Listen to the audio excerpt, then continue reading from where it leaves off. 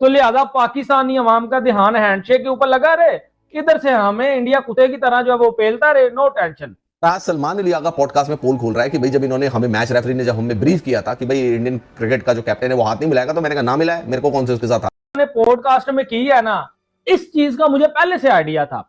सलमान अली आगा साहब कहते हैं ये जो India versus Pakistan Asia cup में हैंडशेक को लेके क्लैश नहीं हुआ, ये हमें पहले से ही बता दिया था रेफरी ने कि भाई इंडिया वालों ने हैंडशेक नहीं मिलाना है, तब इनका एटीट्यूड ये था। यानी कि दोस्तों सलमान अली आगा की बात से एक चीज तो साफ हो जाती है कि पाकिस्तान का क्रिकेट बोर्ड अपने अवाम का ध्यान भटकाना चाहता था, क्योंकि पाकिस्तान भारतीय क्रिकेट टीम से बुरी तरीके से पिट रहा था। अभिषेक शर्मा उनकी बड़ी जबरदस्त धुनाई कर रहा था। भारत करना हमें पहले से ही पता था, क्योंकि भाई हमें पाकिस्तान अवाम की सपोर्ट चाहिए थी, तो लिहाजा हमने हैंडशेक के मुद्दे को भरा बना लिया। ठीक है, इसको भरा चढ़ा लिया। हमें पता था यार इंडिया से तो हम जीत कोई नहीं सकते। आप खुद समझदार बंदे हो पाइन, तुम टॉस ਤੇ ਨਹੀਂ ਹੱਥ ਮਿਲਾਉਂਦੇ ਤੇ ਮੈਚ ਤੋਂ ਬਾਅਦ ਕਿੰਨੇ ਮਿਲਾਣਾ ਹੈ? ਤੁਸੀਂ ਕਿਉਂ ਗਏ ਉੱਥੇ?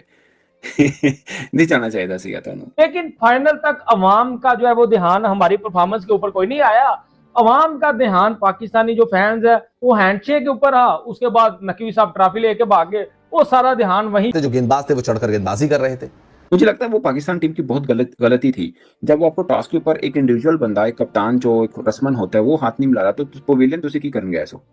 हाँ। वो बहुत बड़ा एक मिसमैनेज हुआ था पाकिस्तान क्रिकेट का। वो मतलब दिल करता है कि चुपेरे मारूं ऐसी परफॉर्मेंस के ऊपर, किसी ने हमें नहीं बोला। सलमान अली आगा की बात से यह बात तो साबित हो रही है दोस्तों कि ये सब चीजें ये अपनी जनता का, अपने क्रिकेट फैंस का ध्यान भटकाना चाहते थे, क्योंकि पाकिस्तान की बहुत बुरी हार हो रही थी। उस हार से डिस्ट्रैक्ट करने के लिए, क्योंकि ये लीग मैच में शिफ्ट हो गया और हम यहाँ जो है वो सेफ, बिल्कुल साउंड ठीक ठाक मजे से जो है वो एशिया कप में जो है वो कुत्ते की तरह हार के इंजॉय करते रहे। हमें 1% भी जो है टेंशन नहीं आई, हमें किसी ने गालियां नहीं दी हमारी परफॉर्मेंस के ऊपर। ये वजह से ये लोग ध्यान भटकाने के लिए टॉस का हैंडशेक का मुद्दा उठाते हैं। किसी ने हमें नहीं बोला कि ठुडे मारने, हमने ऐसी पाकिस्तानी बॉलिंग और बैटिंग लाइनअप को। अवाम का ध्यान पाजी हैंडशेक की तरफ लगा रहा, क्योंकि हमें पता था हमने जीतना तो कोई नहीं। हारते सुपर 4 में आते हैं, फाइनल में तो फिर हार ही जाते हैं। उस हार से डिस्ट्रैक्ट करने के लिए अपने क्रिकेट फैंस को कि भैया पाकिस्तान क्रिकेट बोर्ड की तो फिर जवाबदेही तय हो जाएगी, पाकिस्तान क्रिकेट बोर्ड को वहां पे लताड़ा जाएगा, पाकिस्तान क्रिकेट टीम को आड़े हाथों लिया जाएगा, उसकी बात खत्म हो गई थी वहीं पे। अब इसमें मैच रेफरी की भूमिका कहां पर आ जाती है? और सबसे बड़ी बात यह है कि इसमें मैच रेफरी के साथ मीटिंग करना, मैच को डिले कराना, ये सारी की सारी चीजें पाकिस्तान क्यों अपनाता है? देखिए, इससे एक बात तो साबित हो जाती है कि जब एशिया कप चल रहा था, अगर हारते तो अवाम ने हमारे ऊपर चढ़ जाना था, तो लिहाजा सारा ध्यान हमने वही शिफ्ट करवाया। इसमें क्रेडिट जाता है पाकिस्तान क्रिकेट बोर्ड को और मोहसिन नकवी साहब, जिन्होंने मास्टरमाइंड का ये जो है वो। तो मामला तो दोस्तों यहीं पे खत्म हो गया था। अगर सलमान अली आगा ने एक्सेप्ट कर लिया था कि ठीक है वो हाथ नहीं मिला रहे हमारे साथ, तो हम भी नहीं मिलाएंगे उनके साथ हाथ। दुबई वाले अखबार को उसमें उसने एक बात कही थी, उस बात के बाद से लगना शुरू हो गया था कि यार कहीं ऐसा तो नहीं है कि हैंडशेक होने की तैयारी हो रही है। मीडिया ने माहौल बनाना शुरू कर दिया। मुझे इस बात की ना कोई इंफॉर्मेशन है, ना मुझे इस बात में कोई अंदर की खबर है। एशिया कप के दौरान दोस्तों आपको पता होगा, जब ये बात होती है कि भारतीय क्रिकेट टीम हाथ नहीं मिलाती पाकिस्तानी खिलाड़ियों के साथ, तो पाकिस्तान वाले कहते हैं कि उन्होंने स्पोर्ट्समैनशिप नहीं दिखाई। फिर पाकिस्तान वाले कहते हैं कि मैच रेफरी ने ठीक तरीके से हैंडल नहीं किया इस चीजों को, मैच रेफरी की भूमिका संदिग्ध है। मैच रेफरी के साथ वो कहते हैं कि भैया हम मीटिंग करेंगे, मीटिंग करते हैं, उसका वीडियो बना के डाल देते हैं। फिर वो जो मैच साहब जिन्होंने मास्टरमाइंड का ये जो है वो प्लान रचा था, ठीक है। अब और क्या बातें हुई वो मैं आपको बताऊंगा। इसके बाद सलमान अली आगा, मुझे नजर नहीं आ रहा कि पाकिस्तान, तो मैं तो उसी तरह रिएक्ट कर रहा हूं जिस तरह बाकी सब रिएक्ट करेंगे अगर तो ये सब कुछ हो जाता है। एकदम से माहौल बना है हैंडशेक का। तो सबसे पहले थोड़ा सा मैं आपको रेफरेंस दे देता हूं, जिन्होंने मेरी वो वीडियो नहीं देखी थी। इसमें क्रेडिट जाता है पाकिस्तान क्रिकेट बोर्ड को और मोहसिन हो जाएगा। लेकिन उससे पहले मुझे रेफरी का नाम भूल गया, वो सलमान आगा पाई क्राफ्ट का जिक्र कर रहे थे कि उन्होंने बुलाया और उन्होंने कहा कि हैंडशेक नहीं होगा। तो कहता मैंने कहा कि ठीक है, अगर वो नहीं लेना चाहते तो मुझे भी हाथ मिलाने का शौक नहीं है। मैंने कहा ठीक है, कोई मसला नहीं है। कहते फिर मैच खत्म हो गया तो पाकिस्तान टीम में रहने वाले हैं, ठीक हो गया। दूसरी चीज बोला, उनसे सवाल हुआ था कि वो जो नो हैंडशेक हुआ उसका क्या था। उन्होंने बोला कि हम जब प्रेस कॉन्फ्रेंस में थे तो हैंडशेक हो गया, उसके बाद ट्रॉफी का एक शूट था, वहां पे भी हैंडशेक हो गया। तो मुझे तो लगा कि मैच में क्रिकेट का वो मतलब आप खुद समझदार बंदे हो पाइन, ਤੁਹਾਨੂੰ ਟਾਸ ਤੇ ਨਹੀਂ ਹੱਥ ਮਿਲਾਣ ਦੇ ਤੇ ਮੈਚ ਤੋਂ ਬਾਅਦ ਕਿੰਨੇ ਮਿਲਾਣੇ? ਤੁਸੀਂ ਕਿਉਂ ਗਏ ਉੱਥੇ?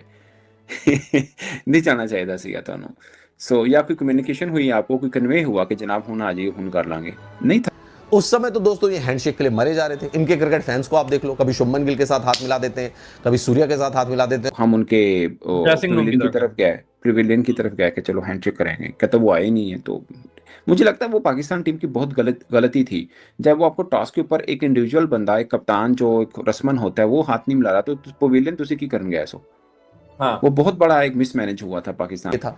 यानी कि दोस्तों सलमान अली आगा की बात से एक चीज तो साफ हो जाती है कि पाकिस्तान का क्रिकेट बोर्ड अपने अवाम का ध्यान भटका। मैनेजर को भी पाकिस्तान के बता दिया गया था कि भाई टीम इंडिया जो है वो हैंडशेक नहीं करेगी, तो लिहाजा आप मुंह उठा के वेट ना करना, बाद में भी और पहले भी, टास्क के दौरान भी। हमें पहले से पता था, हम प्रिपेयर थे, लेकिन इस चीज को मास्टरमाइंड बनाया गया पाकिस्तान क्रिकेट बोर्ड की तरफ से। ठीक है, उन्होंने पहले ही बता दिया था, लेकिन भाई हमें इस चीज का भी डर था कि यार हम इंडिया से तो जीत नहीं सकते, तो लिहाजा हारना तो हमने उनसे है ही।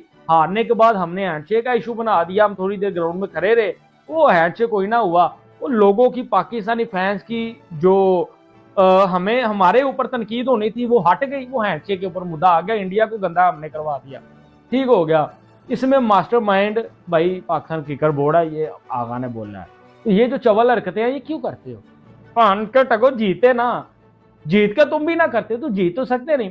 उसके बाद दोस्तों ये जो T20 वर्ल्ड कप 2026 में टोपी ड्रामा चला बांग्लादेश की यार में, हमने ये जो तमाशबिनियां की हैं, हमें वही डर था कि यार बैक टू बैक या वो नीचे उतर रहे हो तब की बात, कोई ऐसा सीन नहीं था। खैर वो मिसकैलकुलेट हुआ, तो ये सब जिक्र किया। फिर हसन अली ने बोला जल्दी पे थोड़ा सा तेल नहीं डाला वैसे हसन अली ने। वही ना, फिर हसन अली ने कहा कि इससे अच्छा मैच ही ना खेलते, कह देते कि यार ठीक है 1 पॉइंट साढ़ा 1 पॉइंट साढ़ा जरूरत थी कि मैच खेलना थी। और बोलते हैं पाकिस्तान जिंदाबाद, ये इसी में खुश है।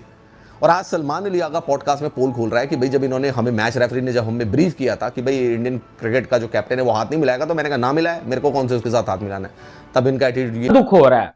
ऐसा नहीं कि मैं मुंबई इंडियन का फैन हूं, अपनी टीम पंजाब और आरसीबी है, ठीक है, और बीच बीच में से हैदराबाद, तीनों में से कोई एक ट्रॉफी उठा ले आई एम हैप्पी। लेकिन अगर इस दफा पंजाब उठा ले तो आई एम सो हैप्पी भाजी। गुरु जी पिछली दफा जीते थे ना, चलो पंजाब को जिता देते भाजी। अब वो अपने वीर ने, दुख होता है रोहित शर्मा के लिए, दुख होता है जब जीते कब हारे सब ऊपर वाले के भरोसे है। सेम लाइकली इसी तरह मुंबई इंडियन का भी अब एतबार नहीं रहा, और इस बात से मैं एग्री कर रहा हूं। हमारे पाकिस्तानी मीडिया में जो ये चीज चल रही है ना कि यार मुंबई इंडियन बराबर पाकिस्तान टीम, ऐसा भी नहीं है और ऐसा है भी। यार मुझे बड़ा जो टीम का हिस्सा उस तरह से कुछ मैचेस में नहीं है, अदरवाइज वो भी खेल ही रहे थे। अदरवाइज उन्होंने 23 क्रिकेटर्स को ट्राई आउट किया है, 23 cricketers. By the way CSK ने भी 20 क्रिकेटर्स ट्राई आउट कर लिए हैं। मुझे लगता है एक तो ये कि उनके 3 जो कोर है पूरी बैटिंग की, जिसमें तिलक वर्मा आते हैं, पांड्या ऑफ कोर्स वो आते हैं, सूर्य कुमार यादव आते हैं। इन तीनों, तिलक वर्मा का भी 100 है, मतलब 100 किया है।